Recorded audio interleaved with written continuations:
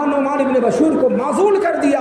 اس نے خط دکھایا کہ دیکھو یزید نے معزول کر دیا ہے, میں یہاں کا گورنر ہوں. بڑے بڑے لوگوں کو بلایا, خاندانی لوگوں کو بلایا اور سب کو گرفتار کر کے اندر بند کر دیا. بڑے بڑے لوگوں کو بلایا اور گرفتار کرنے کے بعد اس کے بعد تلاش ہوئی. تلاش کرو مسلم ابن عقیل کہاں ہے. حضرت مسلم ابن عقیل رضی اللہ تعالیٰ عنہ کہاں ہے؟ پتا چلا وہ حضرت ہانی کے گھر آرام فرماتے. حضرت امام مسلم حضرت ہانی کو بلایا, حضرت ہانی کو مارا. حضرت اس میں بھی بڑی لمبی تفصیل ہے. حضرت ہانی کو پہلے بلایا کہ صاحب تم نے چھپا کے رکھا ہے مسلم ابن عقیل. نہیں, چھپا کے نہیں رکھا, ثبوت دیا کہ ہاں دیکھو فلاں آدمی, سازش رچی گئی تھی. جب وہ ثبوت دے دیا تو یہ مجبور ہو گئے, مارا پیٹا, اندر بند کیا. اعلان ہو گیا کہ حضرت ہانی قتل کر دیے گئے. وہ بھی ایک علاقے کے سردار تھے. 40,000 لوگ جمع ہو گئے کہ ہانی کو قتل کر دیا گیا, ہانی کو شہید کر دیا گیا. ہم عبید اللہ ابن زیاد سے بدلہ لیں گے. اور حضرت امام مسلم بھی ساتھ میں تھے. اگر امام مسلم ایک اعلان کر دیتے حملہ کر دو قلعے کے اوپر, نہ ابن زیاد کا پتہ ہوتا, نہ وہاں کے دارالخلافت کا پتہ ہوتا, یہ سارے کے سارے لوگ قید کر لیے جاتے. مگر امام مسلم پہل نہیں کرنا چاہتے تھے اور قاضی شریح سے کہہ دیا ابن زیاد نے کہ قاضی شریح اندر جاؤ, یہ ہانی ابھی قتل نہیں ہوئے, شہید نہیں ہوئے, تو زندہ ہے, ملاقات کر لو. اور حضرت ہانی نے یہ کہا قاضی شریح سے, باہر میرے خاندان کے لوگوں سے کہہ دو بس 10 آدمی اندر آ جائیں, میں نکل کے باہر آ جاؤں گا. اور جو ہی وہ قاضی شریح باہر نکلے, وہ یزید کا جاسوس ساتھ میں تھا, وہ یہ بات کہنے نہیں دیا. بس قاضی شریح نے یہ کہہ دیا کہ دیکھو ہانی زندہ ہے, میں ملاقات کر کے آیا ہوں, تم لوگ اپنے اپنے گھر چلے جاؤ. حضرت امام مسلم رضی اللہ تعالیٰ عنہ کو پکڑوایا اور بہت بدعہدی کی. حضرت امام مسلم کے ساتھ 40,000 یہ جو لوگ تھے, 12,000 تو میں نے پہلے بتایا مرید ہو گئے تھے, لیکن جس وقت حملے کی بات آئی تھی 40,000 لوگ تھے. لیکن جب وہی بڑے بڑے لوگوں کو بلایا جن کو پکڑ کے رکھا تھا, اعلان کرو کہ مسلم کا ساتھ چھوڑ دو. اگر تم نے امام مسلم کا ساتھ نہیں چھوڑا, تمہارے ساتھ اچھا نہیں کیا جائے گا, بچے تمہارے یتیم ہو جائیں گے, سب کو قتل کر دیا جائے گا. تو یہ کوفی بدعہدی, اتنی بدعہدی کی ان لوگوں نے, بے وفائی کی کہ 40,000 ساتھ میں تھے. لیکن مغرب کے بعد حضرت امام مسلم نے جب مغرب کے بعد اور نماز کے بعد سلام پھیرا ہے تو ایک بھی آدمی پیچھے نہیں تھا, تنے تنہا مسجد میں حضرت امام مسلم. یہ کوفے والوں کی تاریخ ہے. اکیلے ہیں امام مسلم, رات کہاں گزارے, اکیلے پھر رہے تھے, کوئی ساتھ دینے کے لیے تیار نہیں. بدعہدی کی 40,000 لوگوں نے. طوع نامی ایک عورت اپنے بیٹے کے انتظار میں دروازے پہ کھڑی تھی. حضرت امام مسلم نے ارشاد فرمایا کہ مجھے پیاس لگی ہے, پانی پلا دو. اس عورت نے پانی پلایا, برتن رکھنے کے لیے اندر گئی, پلٹ کے پھر اپنے بیٹے کے انتظار میں آئی. دیکھا وہ یہیں پہ بیٹھے ہوئے ہیں, آپ یہاں پہ کیوں بیٹھے ہیں, آپ اپنے گھر جاتے کیوں نہیں؟ امام مسلم بولے کہ میرا کوئی گھر ہو جبھی تو میں اپنے گھر جاؤں. کوئی گھر نہیں ہے میرا, کوئی اپنے گھر ٹھہرانے کے لیے تیار نہیں ہے. حضرت امام مسلم رضی اللہ تعالیٰ عنہ کو اسی طوع نامی عورت کے یہاں سے گرفتار کیا گیا. اور امام مسلم نے بہت ساری وصیتیں کی تھی, لیکن کسی وصیت پر عمل نہیں کیا گیا. اور ابن زیاد نے حکم دیا کہ مسلم ابن عقیل رضی اللہ تعالیٰ عنہ کو بالا خانے کے اوپر لے جاؤ, چھت کے اوپر لے جاؤ, اور انہیں قتل کرنے کے بعد میں سر کے اور میں دھڑ کے انہیں نیچے گرا دو تاکہ ہڈیاں چکنا چور ہو جائیں. اور اس کے بعد حکم دیا کہ ان کے بیٹوں کو بھی پکڑا جائے. حارث نامی شخص نے, اس میں لمبی کہانی ہے کہ ان کے بیٹے چلے تھے, یہ بدعہدی تھی ان لوگوں کی. وہ واقعہ آپ نے سنا تھا نا کہ امام مسلم کے دونوں شہزادوں کو سب کسی صورت سے مدینے بھیج دیا جائے, مکہ بھیج دیا جائے. ارے بھائی تو تم نے لاوارث کیوں چھوڑ دیا جو گیا تھا؟ غالباً مسلم بن اوس اسدی کے بیٹے تھے, غالباً ان کا نام اسد تھا. وہ گیا کہ چلو سب یہ قافلہ جا رہا ہے, مدینے جا رہا ہے. اور جب قافلہ نہیں تھا تو ان چھوٹے چھوٹے ننھے بچوں کو, حضرت محمد حضرت ابراہیم کو اکیلا چھوڑنے کی ضرورت کیا تھی؟ بس راستہ دکھا دیا کہ دیکھو یہ جو قافلہ آگے بڑھ گیا ہے, گرد دکھائی دے رہی ہے, جا کے ان میں شامل ہو جانا. یہ چھوٹے چھوٹے بچے تھے, کچھ دور چلتے رہے اور جا کے دیکھا تو گرد غائب ہو گئی. اب کیا کریں کیا نہ کریں, پوری رات ٹہلنے گھومنے کے بعد دیکھا تو پھر اسی کوفے کے اندر موجود تھے. ایک محب اہل بیت عورت تھی, وہاں پہ یہ دونوں بچے آئے اور ان کا شوہر پورا دن تلاش کر رہا تھا کہ مسلم بن عقیل کے بیٹوں کو تلاش کیا جائے. सन्नाटे में एक कमरा दे दिया गया था अलग से।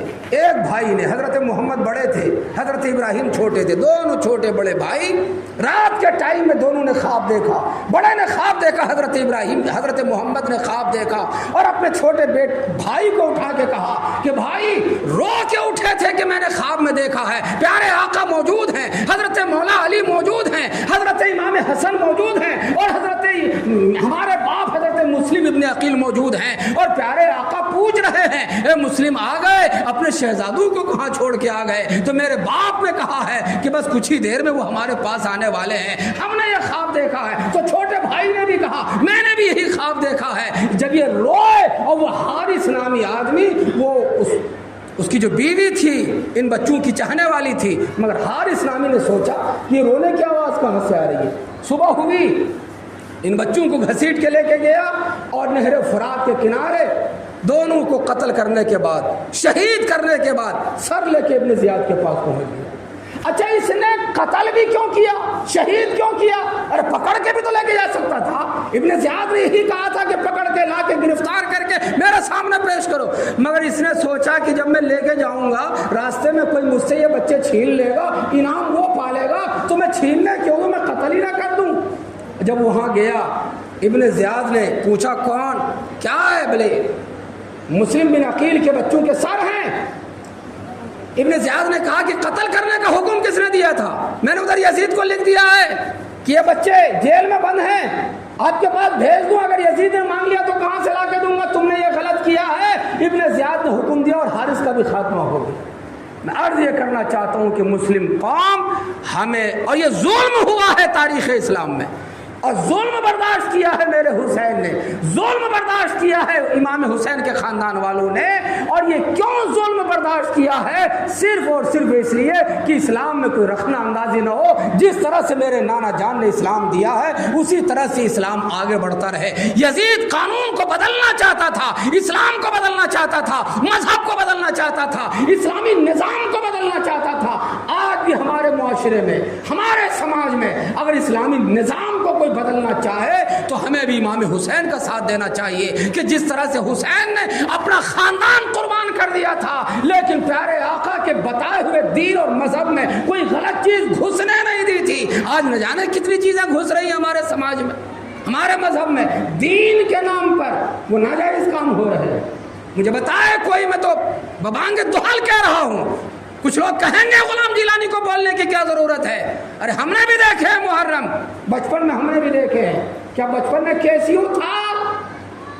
कोई नहीं कह सकता है कि केसीयू था, हमने देखा ही नहीं बचपन में। यह भी मेरे ख्याल से 5 या 10 साल से ही आया होगा, बहुत तो 10 साल पहले जब केसीयू नहीं था यह चीज बढ़ी कैसे? अच्छा, प्यारे आका ने इरशाद फरमाया, मन सन्ना फिल इस्लाम सुन्नतन हसना, जो इस्लाम में कोई नया तरीका राइज करे, नया तरीका, और वो अच्छा तरीका हो, नया तरीका हो और अच्छा तरीका हो, तो उस राइज करने वाले के ऊपर सवाब होगा और जितने लोग अमल करेंगे उन सब के अमल करने का सवाब उसके ऊपर होगा।